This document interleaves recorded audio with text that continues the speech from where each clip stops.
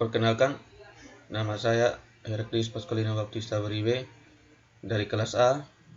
Pada kesempatan kali ini saya akan menjelaskan tentang menganalisis dan merancang sistem basis data. Oke, pada pertemuan kali ini, untuk mata kuliah yang berhubungan dengan website, kita akan membangun sebuah sistem informasi perpustakaan. Nah, untuk studi kasusnya, kita akan menggunakan atau membangun sistem informasi perpustakaan di Stikem UJ Lendo Kupang. Oke, untuk itu perhatikan data atau informasi yang ada di layar.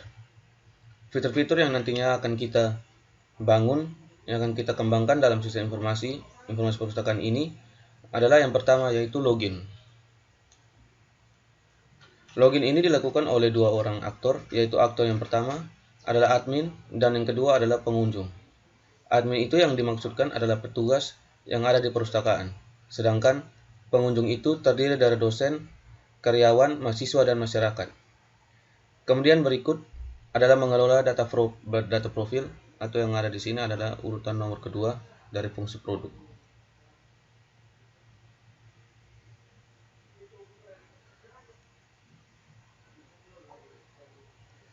Mengolah data profil ini tujuannya adalah untuk memberikan informasi profil perpustakaan di Stikem UJ Lendo Kupang.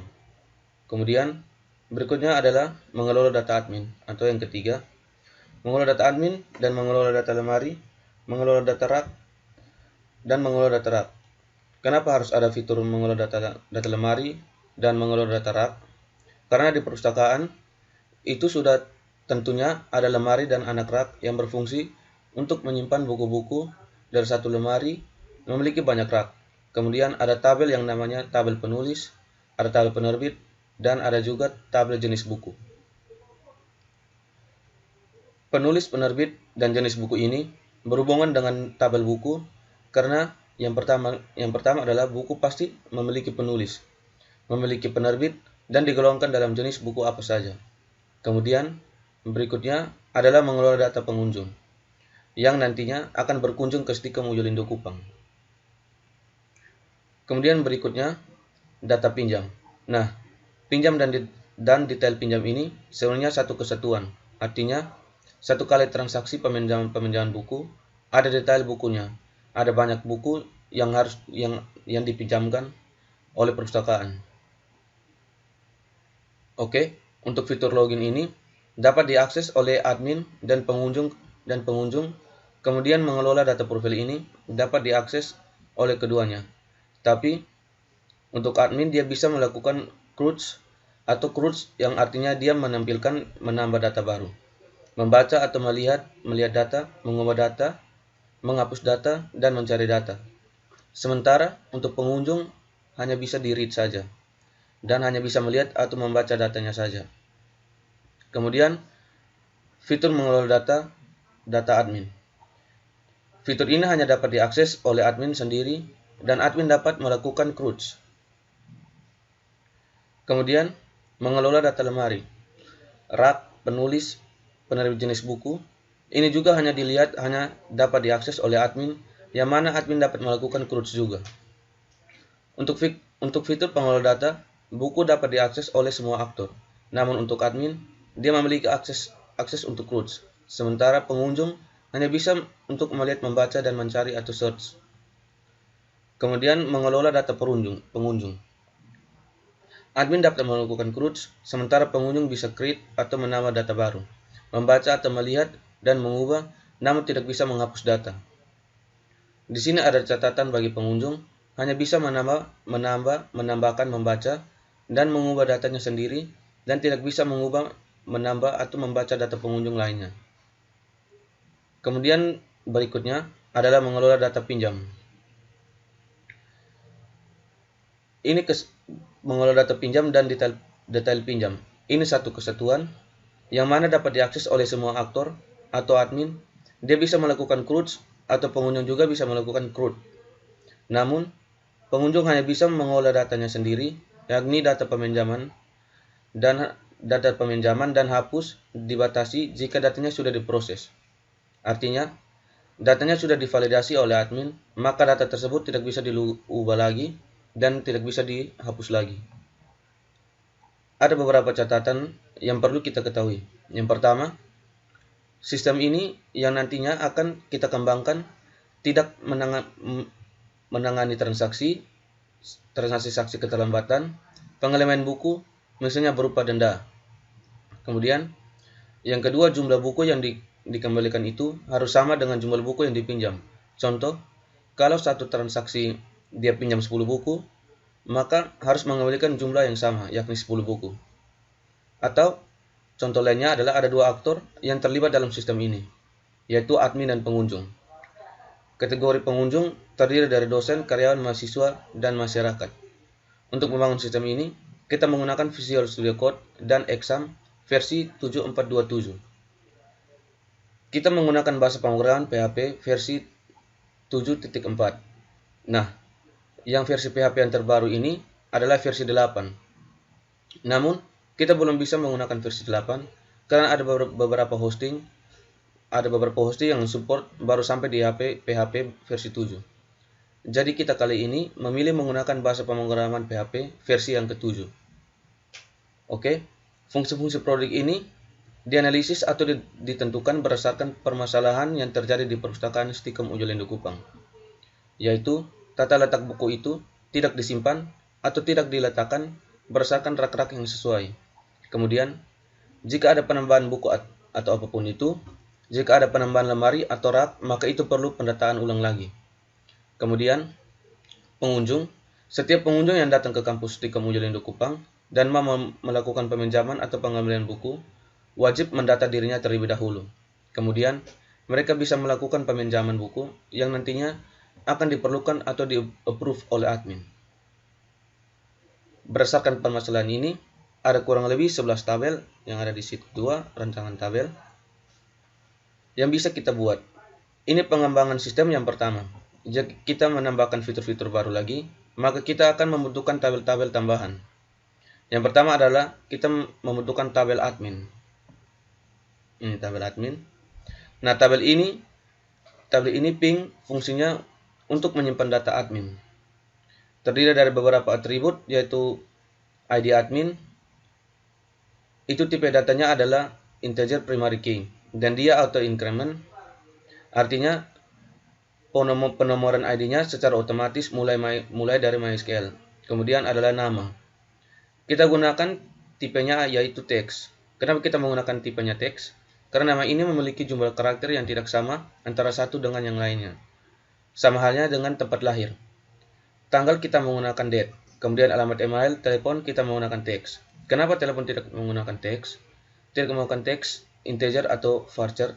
Telepon itu sebenarnya dia akan terdiri dari angka-angka saja. Kalau terdiri dari angka-angka saja, ya pasti menurut pemikiran orang pada umumnya itu, kita harus menggunakan integer atau number. Nah, untuk memilih tipe data yang sesuai apakah teks, varchar atau integer atau number, kita harus tahu terlebih dahulu fungsi daripada atribut tersebut. Misalkan telepon. Apakah telepon ini suatu saat dia terlibat dalam operasi perhitungan atau tidak? Menurut saya, tidak, karena telepon itu sama seperti sering pada umumnya huruf, angka, huruf-huruf, namun dia wujudnya dalam bentuk angka. Dan di saat nanti tidak akan terlibat dalam operasi perhitungan. Demikian kita menggunakan tipe data lain adalah teks. Kenapa teks? Karena teks bisa memuat semua angka, huruf, karakter dan simbol tertentu. Kemudian kenapa kita tidak menggunakan varchar? Nah, varchar digunakan untuk data-data yang jumlah karakternya sama. Sementara telepon kan tidak sama, ada yang 12 dan ada yang 13. Kan tidak sama. Varchar itu lebih tepatnya contohnya NIM. Contohnya ada 8. Berarti kita memakai varchar 8 atau NIK, nomor induk kependudukan. Jumlah karakternya ada 16 karakter. Berarti kita menggunakan tipe datanya adalah varchar dengan lebar 16. Nah, telepon ini tidak sama, jadi kita memutuskan memilih teks. Password kita gunakan teks. Juga karena jumlah karakternya tidak tahu dan tidak sama. Sementara status-status admin ini kita pakai karakternya satu saja, karena nanti rencananya statusnya yang dimaksudkan adalah status admin. Apakah aktif atau tidak? Kalau aktif kodenya 1 dan jika tidak aktif kodenya adalah 0. Ketika kodenya adalah 0, maka admin tersebut tidak bisa mengakses sistem lagi. Statusnya adalah tidak aktif atau non-aktif. Jadi untuk fungsinya sebagai tools, jadi jika suatu saat admin itu sedang mengundurkan diri atau keluar, maka kita settingannya menjadi tidak aktif, blokir, atau 0. Kita lanjut ke tabel berikutnya, yaitu tabel lemari. Tabel lemari ini terdiri dari dua atribut saja, karena memang kita hanya butuh ID lemari, tipe datanya adalah integer primary key dan atau increment, kemudian nama lemari kita gunakan teks, karena jumlah karakternya pasti dan tidak sama antara satu dengan yang lainnya. Kemudian kita lanjut ke tabel berikut, yaitu tabel rak. Tabel rak ini seperti yang saya jelaskan sebelumnya, satu lemari memiliki banyak rak, artinya di dalam lemari itu pasti ada rak-rak. Rak dimiliki oleh sebuah lemari, maka dari itu lemari dan rak harus saling terhubung antara satu dengan yang lainnya. Nah, di sini rak ada di rak, tipe datanya integer, merupakan primary key atau auto increment. Nama rak kita kasih teks, kemudian lemari integer. Nah, ID lemari kita kasih foreign key. Dia berelasi dengan ID lemari yang di atas primary key. ID lemari di tabel lemari ketemu dengan ID lemari di tabel rak. Artinya, satu lemari memiliki banyak rak. Nah, foreign key itu, dia ciri-cirinya bisa terjadi duplikasinya ID lemari. Ini dia bisa banyak sekali memakan jumlah rak yang ada di lemari itu. Namun, lemari hanya ada satu ID dan tidak boleh sama antara satu dengan yang lainnya. Kalau ditarik garis relatif, maka ID lemari, yaitu primary key ini, akan ditarik ke bawah menuju ke ID lemari yang foreign key-nya di tabel rak. Kemudian, ketika lemari dan rak-nya sudah ada, selanjutnya adalah kita membuat tabel penulis.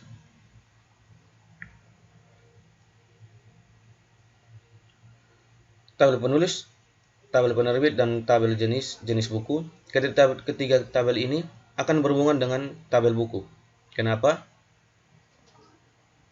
Karena satu buku memiliki satu penulis, satu buku memiliki satu penerbit, satu buku memiliki satu jenis, atau dibalik, satu penulis bisa menulis banyak buku, satu penerbit bisa menerbitkan banyak buku, dan satu jenis buku bisa memiliki banyak buku. Jadi relasi yang terjadi adalah relasi waktu many. Penulis ini sifatnya unik karena ada primary key di sini. Namun di sini ada foreign key-nya yang artinya bisa duplikasi. Jadi kalau ditarik garis relasi ID penulis di tabel penulis berelasi dengan ID penulis di tabel buku. ID penerbit di tabel penerbit berelasi dengan ID penerbit di tabel buku. Dan ID jenis buku di tabel jenis berelasi dengan ID jenis buku di tabel buku. Ini ketiganya saling berelasi. Pertama, penulis ID penulis dapat tipe datanya integer primary key atau auto increment. Sementara nama tipe datanya teks, tempat langit tipe datanya teks, karena lebar datanya tidak sama antara satu dengan yang lainnya. Tanggal lahir tipe datanya date, alamat tipenya teks, email tipenya teks, telepon tipenya teks, status type-nya char. Nah, status ini aktif dan tidak aktif, jadi kita bisa menggunakan angka 0 dan 1. Kemudian berikutnya adalah tabel penerbit. Terdiri dari ID penerbit, tipe datanya integer primary key, dan auto increment. Nama, tipe datanya teks. Kenapa? Karena terdiri dari huruf dan angka lebar. Datanya tidak sama antara satu data dengan data yang lainnya. Kemudian, tabel atribut.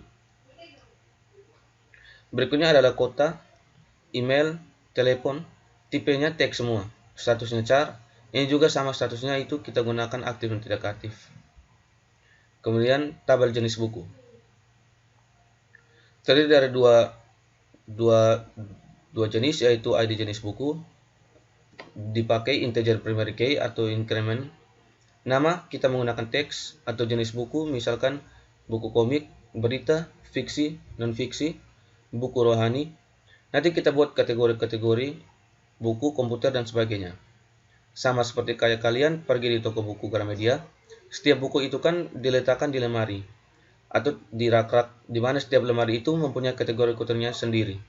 Misalkan buku komputer di komputer bahasa. Kemudian kamu sendiri gitu. Jadi jenis yaitu kita nanti akan menginputkan atau simpan di tabel jenis buku. Setelah itu tabel buku. Terdiri dari ID buku, tipe datanya integer dan auto increment.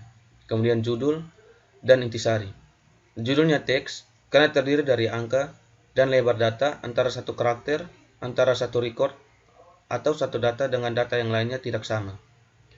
Intisari tipe datanya teks. Kenapa harus teks? Karena terdiri dari rugun angka, lebar datanya tidak sama dan jumlahnya tak terbatas.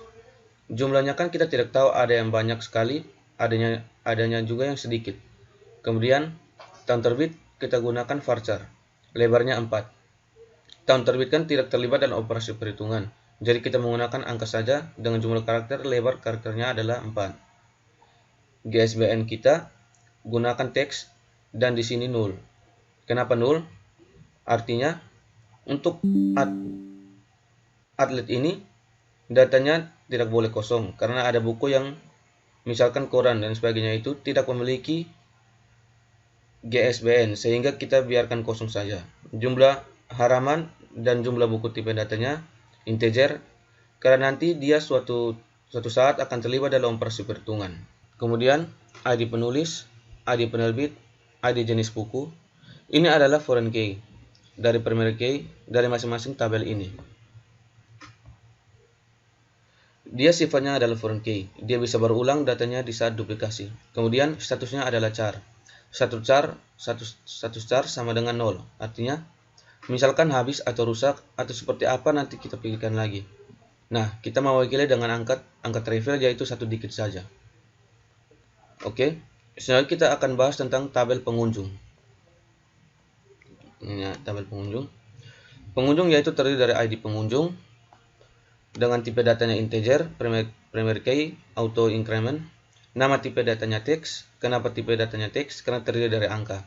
Bisa huruf, kemudian jumlah rekornya tidak sama antara satu dengan yang lainnya. Dan jumlah recordnya tidak terbatas, tidak dibatasi berapa jumlahnya. Tempat lahir juga sama. Tanggal lahir kita pakai date, alamat teks, jenis kelamin varchar dengan lebar 9. Ini pasti sama laki-laki dan perempuan. Kalau kita hitung jumlah karakternya adalah 9.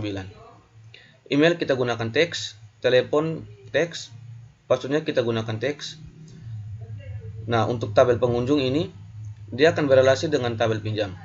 Nah, karena satu transaksi pinjam, di dalam tabel pinjam itu ada ID pinjam, tipe datanya primary key, memiliki auto increment, pinjamnya tanggal berapa, tipe datanya date, tanggal kembali artinya begitu transaksinya itu yang membuat begitu dikembalikan tanggal berapa. Di sini kita gunakan date, namun tipenya 0. Artinya pada saat dia meminjam untuk pertama kali, maka terinput tanggal pinjam, tanggal dikembalikan masih dalam keadaan 0. Nah, ketika bukunya dikembalikan, baru kita akan mengupdate. Kita tinggal ubah saja tanggal kembalinya dari 0 menjadi bernilai. Kemudian pinjam mentransaksi pinjam itu dipinjam oleh siapa. Nah, berarti dia berelasi dengan ID pengunjung. Otomatis kan dipinjam oleh pengunjung. Kemudian statusnya apa? Apakah statusnya itu baru mengambil buku, meminjam, mengembalikan, hilang, dan sebagainya. Nanti kita wakili dalam simbol-simbol. Kemudian diserahkan. Nah, ini artinya admin siapa yang menyerahkan. Nah, ini karena ID admin ini seharusnya tidak adalah ID admin. Seharusnya adalah ada ID admin. Tapi karena foreign key-nya ada 2, akan menjadi salah. Jadi ketika atribut yang kita pakai nama yang lain, kita tidak pakai ID admin. Tetapi nanti isinya itu merupakan ID admin. Diserahkan oleh admin siapa dan diterima saat dikembalikan itu siapa yang akan menerimanya. Nah, untuk terima ini masih 0. Kenapa? Karena nanti pada saat bukunya dikembalikan, baru kita tinggal update saja. Admin yang terimanya itu siapa. Kemudian ini satu transaksi adalah satu transaksi, pasti ada banyak buku yang dipinjam. Jadi kalau ada banyak buku yang dipinjam, maka harus ada tabel lagi, yaitu satu tabel detail. Ada detail pinjam dari ID pinjam. Primary key auto increment. ID jam dia bereaksi dengan tabel pinjam. Kemudian berelasi dengan tabel buku halo TT. Ini artinya apa? Di transaksi peminjaman ini, buku apa saja yang dipinjam dan jumlahnya berapa, seperti itu. Jadi dalam satu transaksi peminjaman pasti berhubungan dengan pengunjung yang melakukan peminjaman, kemudian berhubungan dengan tabel buku yang akan buku apa yang akan dipinjam, kemudian tanggal pinjam, dan tabel detail ini berelasi antara satu dengan yang lainnya. Jumlah buku yang dipinjam berapa besarnya adalah rancangan sistem informasi perpustakaan yang akan kita bangun dalam semester ini dalam mata kuliah pemrograman mobile web. Terima kasih.